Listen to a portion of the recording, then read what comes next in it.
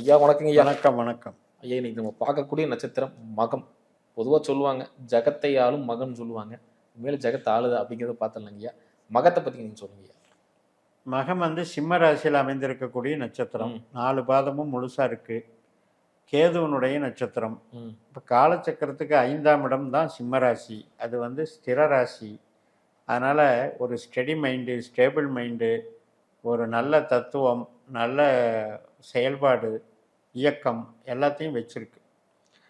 அதனால் கேது அப்படின்னு எடுத்துக்கிட்டாலே ஞானகாரகன்னு ஜென்ரலாக நம்ம சொல்கிறோம். ஆனால் ஞானகாரகன்கிறத விட பரம்பரையை சுட்டி காட்டக்கூடிய ஒரு அமைப்பு உண்டு.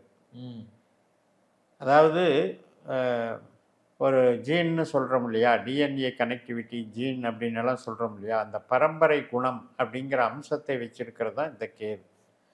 அப்போ ஏதோ ஒரு வழியில் முன் கர்மாவில் தொடர்புள்ள விஷயங்களை, அதுவும் அவங்களுடைய மூதாதையர்கள் தொடர்புள்ள விஷயங்களை உள்வாங்கி இந்த கர்மாவில் அதை நடைமுறைப்படுத்தக்கூடிய அற்புதமான நட்சத்திரம்.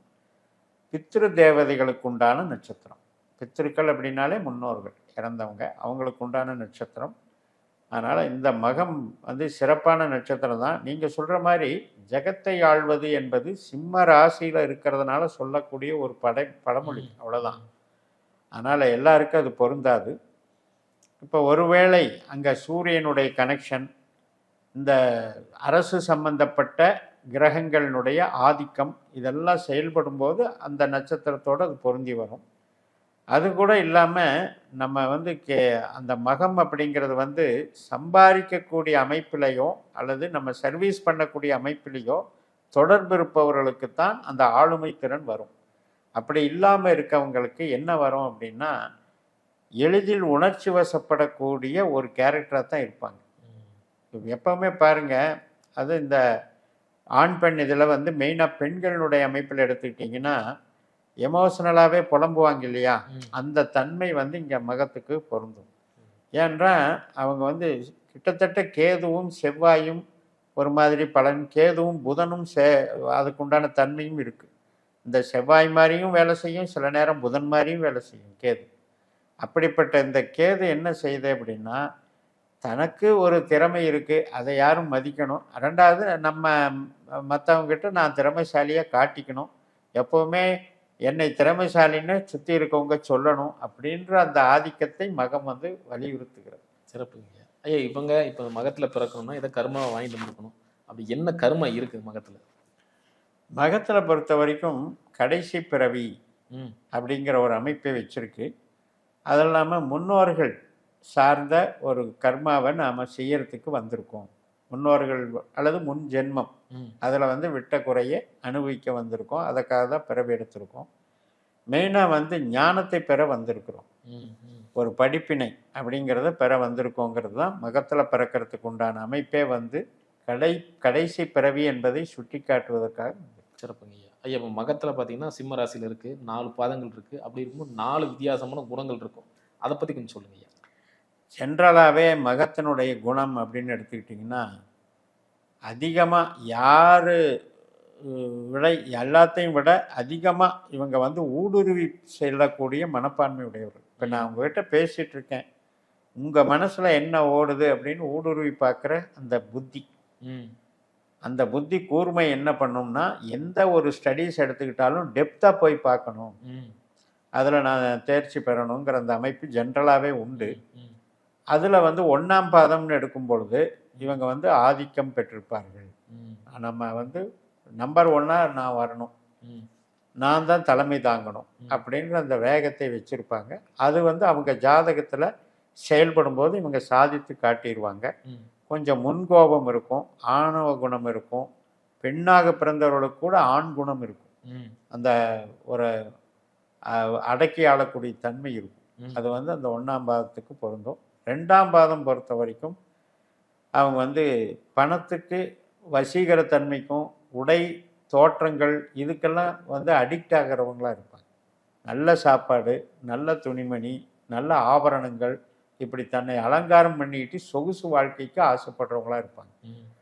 அதுக்கும் ஒரு இயக்கம் முயற்சி வேணும்ல. அந்த முயற்சி ஊக்கம் உடையவர்கள் 2ஆம் பாதத்துக்காரர்.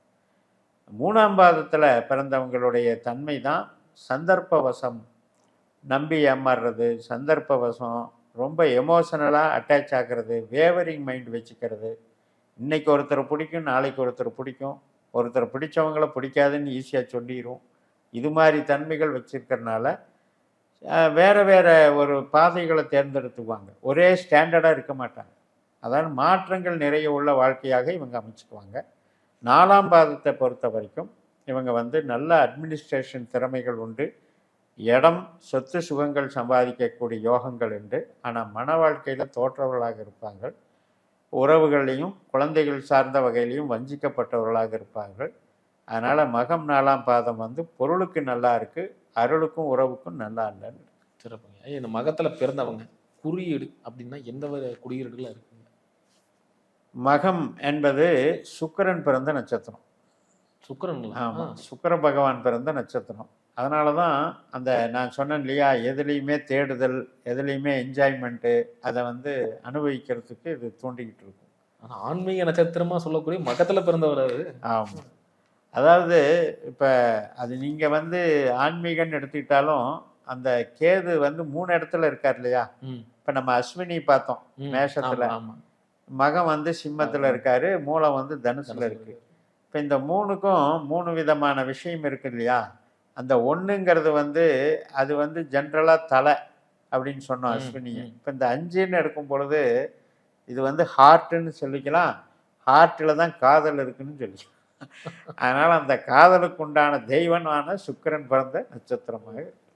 அதில் வந்து இந்த சுக்கிரன் ஒரு குறியீடு ரீதியாக பார்க்கும்போது அவர் வந்து எலி, ஆண் எலி. இந்த எலி என்ன பண்ணும், குடோனில் போய் ஏதாவது ஒன்று நோண்டிகிட்டு இருக்கும், மூட்டையை ஓட்டை போட்டுக்கிட்டு இருக்கும். ஸோ அந்த மாதிரி ஒரு பெரிய ஆர்வமுள்ள தேடுதல் உள்ள ஒரு தொழில் பண்ணுறவங்க, ஒரு பெரிய பெரிய ஃபேக்ட்ரி ஆகட்டும், எந்த விதமான ஃபீல்டாக இருந்தாலும் அவங்க தொழில் ஸ்தாபனத்துக்கு இந்த எலியை பயன்படுத்தலாம். அது இல்லை அப்படின்னா கம்ப்யூட்டர் மவுஸ் தான் எலி, அப்படியே பண்ணிக்கலாம். அதே மாதிரி அதனுடைய வடிவம் வந்து நுகம்னு சொல்கிறது. நுகம்னா அந்த காலத்தில் மாட்டுக்கு போடுவாங்க இல்லையா, அதை மூக்கணாங்கயிறுன்னு சொல்லுவாங்க, அது வந்து முகம்னு வச்சுக்கலாம். இந்த காலத்தில் அதை ஹெட்ஃபோனாக வச்சுக்கலாம், இயர்ஃபோனு, சார்ஜரு இதெல்லாம் முகமாக வச்சுக்கலாம். அதே மாதிரி அது வந்து பறவை அப்படின்னு எடுத்துக்கிட்டிங்கன்னா ஆண் கழுகு. இப்போ எவ்வளவு பெரிய விஷன் இருக்குது, ஆண் கழுகு உயர பருந்து பார்த்து எல்லா சின்ன உருவத்தை கூட கண்டுபிடிக்கக்கூடிய ஆற்றல் இருக்குது. அதனால் அந்த மாதிரி விஷன் வந்து நல்லா இதாக இருக்கும். அந்த மாதிரி 2, 6, 10 லக்னத்துக்கு இந்த மகம் தொடர்பு இருக்கவங்க இந்த மாதிரி லோகோக்களை பயன்படுத்தலாம். அதே மாதிரி மிருகம் சொல்லிட்டேன். இடம் வந்து எடுத்துக்கிட்டிங்கன்னா இடத்த பொறுத்த வரைக்கும் இவங்களுக்கு வந்து ஒரு மலை பிரதேசம் சூட்டபுளாக இருக்கும், மலை சார்ந்த பகுதிகள் வந்து சூட்டபுளாக இருக்கும். நான் சொன்ன மாதிரி குடோன், நெற்கதிர் அடிக்க வச்சுருக்கோம், குடோன்னு வச்சுக்கலாம், எந்த குடோனாக இருந்தாலும் சரி. இது மாதிரி எல்லாம் பயன்படுத்தலாம். சிறப்புங்க. வழிபட வேண்டிய தெய்வங்கள் நீங்கள்? விநாயகர் தான், கேதுவுக்கு உண்டான விநாயகரை அப்படியே எடுத்துக்கலாம். அதெல்லாம் இந்த மக நட்சத்திரத்துக்கு தெய்வமோ வேதமோ வந்து பித்திருக்கள். அதனால் முன்னோர்களை வழிபடுறதும், காலாகாலத்தில் அமாவாசை தர்ப்பணம் கொடுத்தாலும் சரி, வருடாந்திரமாக இப்போ 3 பித்திரு தர்ப்பண காலங்கள் வருது. ஆடி அமாவாசை, புரட்டாசி அமாவாசை, தை அமாவாசை. இந்த 3 காலங்கள்லையாவது மறக்காமல் பித்திரு தர்ப்பணம் பண்ணுறது ரொம்ப அவசியம் மகத்தில் பிறந்தவங்க. ஈவன் லக்ன புள்ளி, சிம்ம லக்னத்தில் பிறந்து மகம் புள்ளியில் அமைஞ்சவங்களும் இதை செய்யணும். அந்த மாதிரி செஞ்சுட்டு வந்தாங்கன்னா இவங்க லைஃப் நல்லாயிருக்கும். பித்திரு தேவதைகளை அடிப்படையாக வச்சுக்கணும். அந்த பித்திருக்கள் வழியில் வந்து நமக்கு யாரை வேணாலும் நீங்கள் இப்போ ஒரு குல தேவதை, வீட்டு தேவதைன்னெல்லாம் இருக்கும் அந்த காலத்தில். நம்ம குலத்தில் பிறந்து அவங்க சாமி ஆயிட்டாங்கன்னு சொல்லி கும்பிட்டுட்டு இருப்பாங்க. அது வந்து உயர்ந்த ஆன்மா, ஒரு உயர்நிலையான ஒரு ஆன்மா வந்து தெய்வமான ஆன்மா, அப்படியெல்லாம் வீட்டு சாமி கும்பிட்டுட்டு இருப்பாங்க. அதை வந்து விட்டுறக்கூடாது, தொடர்ந்து இவங்க வந்து ஃபாலோ பண்ணி கும்பிடணும். சிறப்பு. அடுத்து ஐயாவின் அறிவுரை, அதை சொல்லுங்க ஐயா. அறிவுரையை பொறுத்த வரைக்கும் புலம்பாமல் இருக்கணும், அது ஒன்று தான் இவங்களுக்கு வந்து அறிவுரை. கஷ்டத்தை. ஆமாம், எலி என்ன பண்ணுது, அங்கே இங்கேயும் ஓடிக்கிட்டே தானே இருக்குது. இது பண்ணிட்டு அந்த பரபரப்பு வேண்டாம். அந்த பரபரப்பை குறைச்சிட்டாவே உங்களுடைய ஞானம் வெளிப்படும். இப்போ ஞானத்துக்காக நீங்கள் பரபரப்பாக போய் ஞானத்தை இழந்துடுறீங்க, அதில் கோபதாபப்பட்டுறீங்க. ஏன்னா இப்போ சிம்ம ராசிங்கிறது வந்து நெருப்பு ராசிங்கிறது வந்து கொஞ்சம் அந்த நெருப்பு தத்துவங்கிறது கோபத்தை வச்சிருக்கு கையில். அதையும் பார்த்துக்கணும். மெயினாக 1ஆம் பாதத்தில் இருக்கவங்க 3ஆம் பாதத்தில் இருக்கவங்க இந்த 2 பேருக்குமே கோபமும் ஆசையும் கொஞ்சம் கட்டுப்படுத்திக்கிட்டிங்கன்னா பரவாயில்ல. 2ஆம் பாதம் வந்து மீடியமாக போயிட்டுருப்பாங்க. 4ஆம் பாதம் பொறுத்த வரைக்கும் அவங்களுக்கு குடும்ப வாழ்க்கையோ மற்ற ஏதோ ஃபெயிலியர் ஆனால் கூட நீங்கள் அதை வந்து உங்களுடைய வெளி புகழ்ச்சி நல்லா இருக்கு. அதாவது வெளியில் தொழிலோ வெளியில் வேலையோ உங்களுக்கு வந்து புகழ்ச்சி நல்லா இருக்கு. அதை வந்து நீங்கள் ஏற்றுக்கிட்டு அதுக்காக வாழப்போம். சிறப்புங்கய்யா, அற்புதமாக சொன்னீங்க. மீண்டும் அடுத்த காணொலியில் அடுத்தடுத்த நட்சத்திரத்தை பற்றி பார்க்கலாம். கண்டிப்பாக. நன்றிங்க. நன்றி.